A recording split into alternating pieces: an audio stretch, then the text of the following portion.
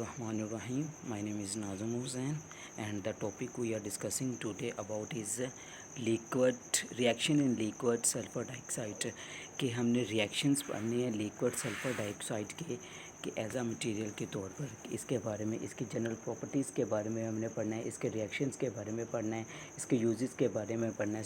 Liquid sulphur dioxides के ये कैसे रिएक्ट करता है, किस तरीके से रिएक्शन करता है, इसके यूजेस किस किस जगह पर होते हैं, ये सारी चीज़ें।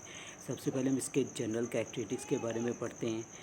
इसके जनरल कैरेक्टरिस्टिक्स इसके जनरल कैरेक्टरिस्टिक्स में होता है ये नॉन प्रोटोनिक सॉल्वेंट होता है।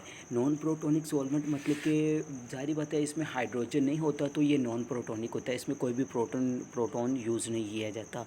ये एज इसका स्टैंडर्ड टेम्परेचर प्रेशर पर एज ए रूम टेम्परेचर पर इसे ईज़िली हम लिक्विफाइड कर सकते हैं और वेरी हार्मफुल कॉन्सेंट्रेशन होती है। अमन स्मॉल अमाउंट 0.04% पर भी इसकी कॉन्सेंट्रेशन बहुत ज़्यादा हार्मफुल होती है। It's not associated as a great extent as compare to protonic solvents.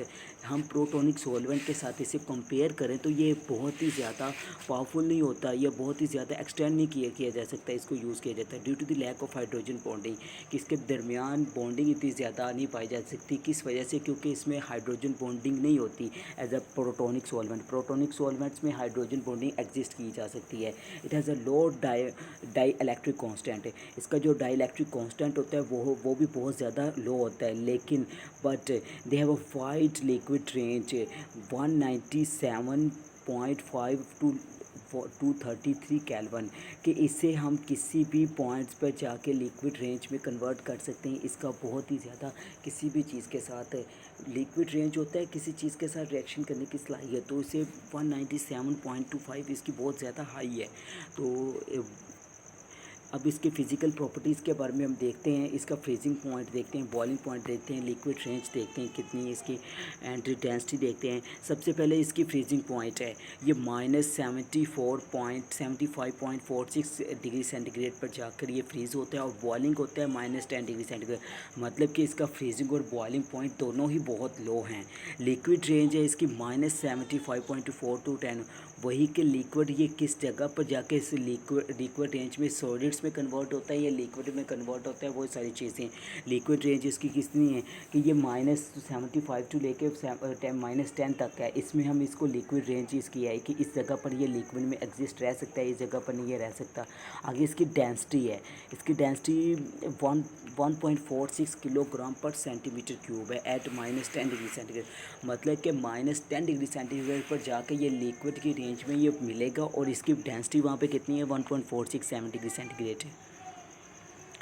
अब इसकी केमिकल प्रॉपर्टीज़ के बारे में देखते हैं। हमने पीछे इसकी फ़िज़िकल प्रॉपर्टीज़ के बारे में देखा, अब इसकी केमिकल प्रॉपर्टीज़ के बारे में देखते हैं। इसकी केमिकल प्रॉपर्टीज़ में ज़ाहिर बात है सबसे पहले इसके रिएक्शंस आते हैं। अब इसके एसिड बेस के साथ एसिड बेस रिएक्शंस के देखते हैं कि ये एज आ एसिड और बेस के तौर पर भी एक्ट कर सकता है। जैसे liquid undergoes auto ionisation as a, जैसे पानी के एक्वस मीडियम में पानी जैसे अपने आप को ऑटो आयनाइजेशन कर सकता है, अपने आप के साथ रिएक्ट करके ऑटो आयोनाइज कर सकता है। इसी तरीके से ये सल्फ़र डाइऑक्साइड भी खुद सल्फ़र डाइऑक्साइड के साथ रिएक्ट करके ऑटो आयोनाइजेशन फॉर्म कर सकता है। नीचे इसकी एग्जांपल्स कुछ दी गई हैं, जैसे सल्फ़र ऑक्साइड क्लोराइड डाइक्लोराइड है और प्लस CS2O3 है। यहाँ पे भी इसने खुद को ऑक्सीडाइज़ कर लिया है, फिर खुद को ऑटो आयोनाइज करके इसने क्या किया, अपने आप को सल्फ़र डाइऑक्साइड बना लिया है। नीचे फिर भी मज़ीद एग्जांपल्स हैं जिसके बारे में स्टडी करते हैं, आप देख सकते हैं नीचे। फिर हमारे पास है precipitation and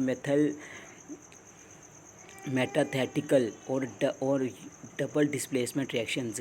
double displacement metatheticals जिसमें ये एज अ एक्वस मीडियम खुद नहीं रिएक्शन करता, लेकिन ये एज अ मीडियम एक ऐसा मीडियम प्रोवाइड करता है जिसमें दो मेटल्स जो कि आपस में रिएक्ट कर सकते हैं और अपने आयोनाइज को एक्सचेंज कर सकते हैं। ये एक ऐसा मीडियम प्रोवाइड करता है इसमें।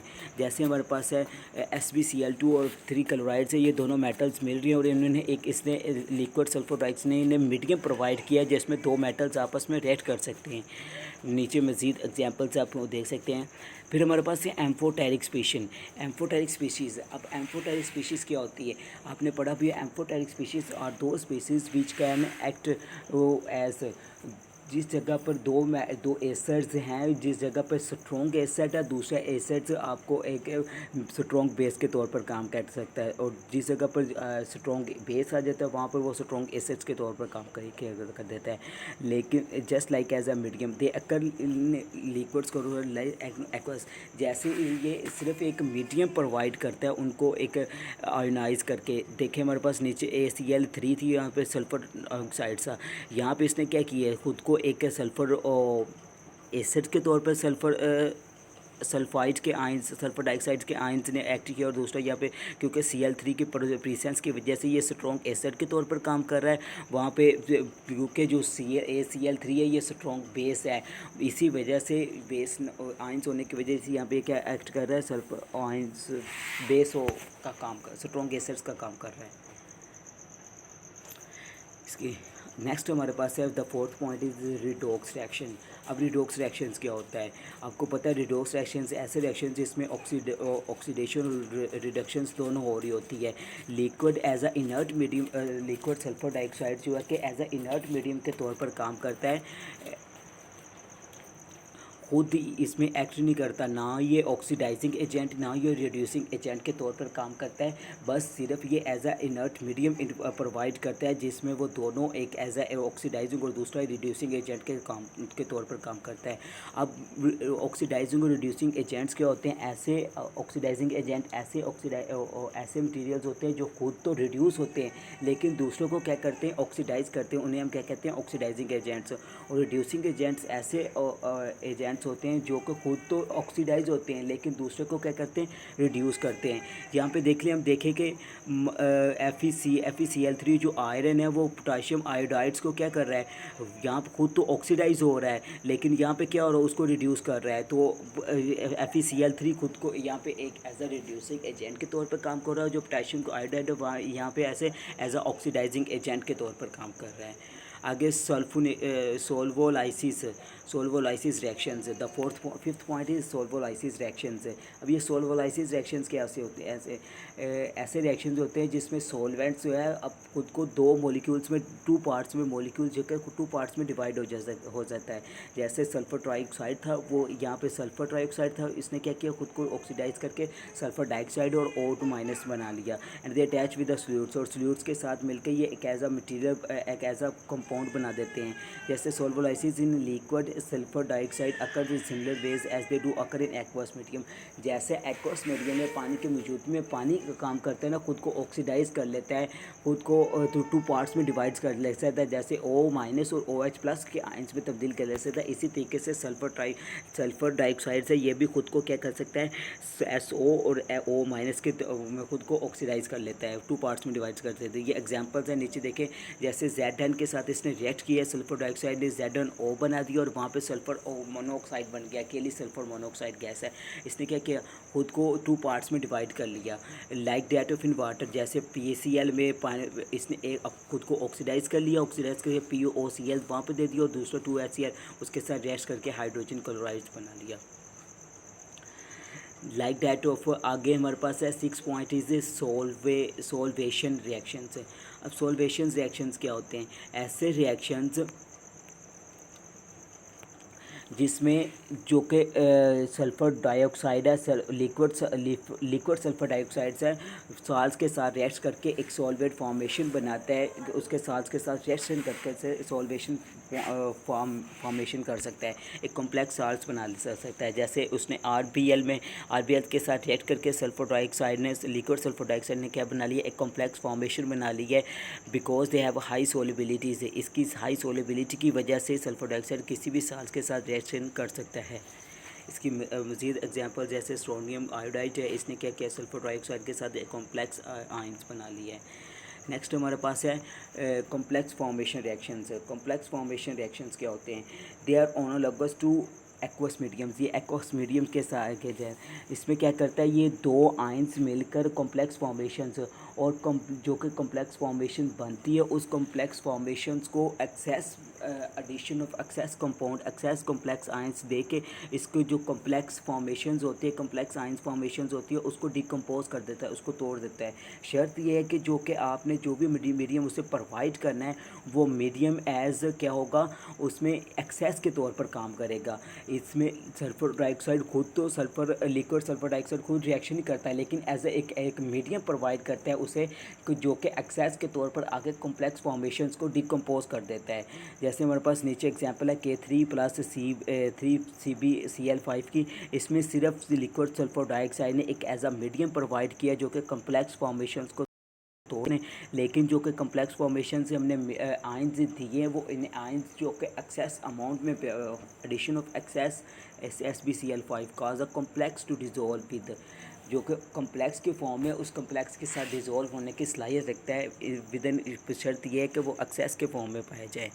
नेक्स्ट हमारे पास है रिएक्शंस ऑफ ऑर्गेनिक कंपाउंड्स।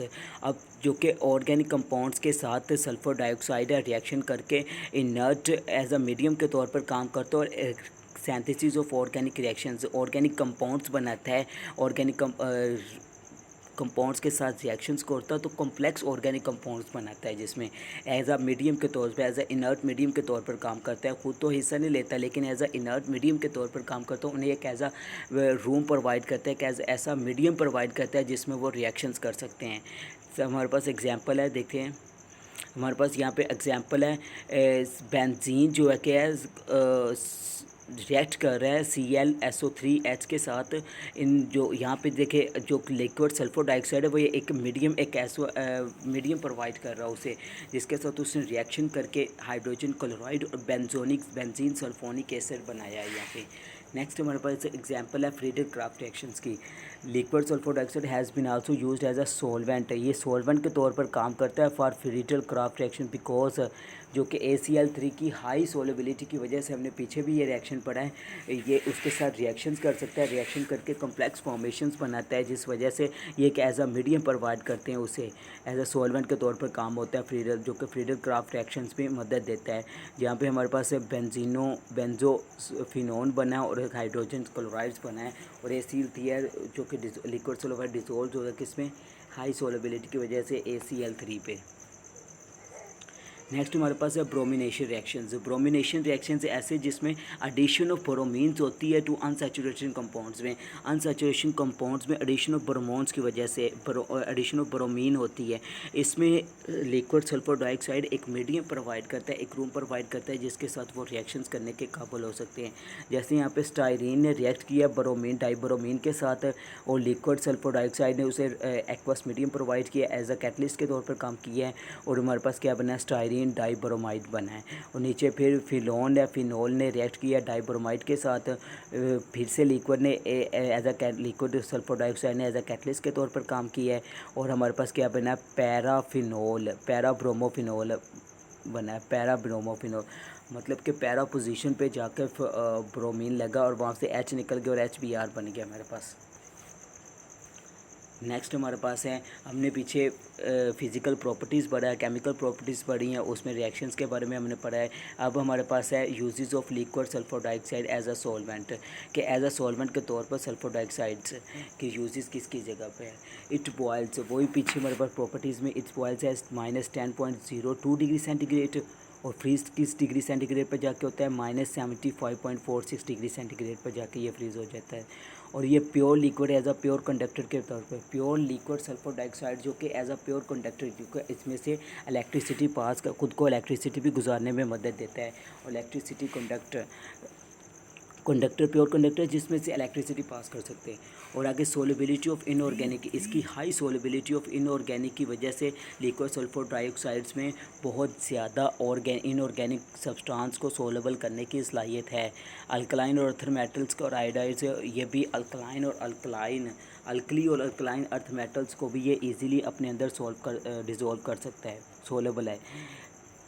आगे liquid is an excellent solvent of organic compounds है। ये इनऑर्गेनिक कंपाउंड्स अल्कली और अल्कलाइन अर्थ मेटल्स के लिए भी और एज अ ऑर्गेनिक कंपाउंड्स जितने भी हमने पीछे देखा है कि ये जितने भी रिएक्शंस में हमने देखा है कि और इनऑर्गेनिक और ऑर्गेनिक सॉल्वेंट्स में हमने देखा है कि ये एज अ इनर्ट मीडियम के तौर पर काम करता है, उसमें डिसॉल्व होने की सलाहियत रखता है।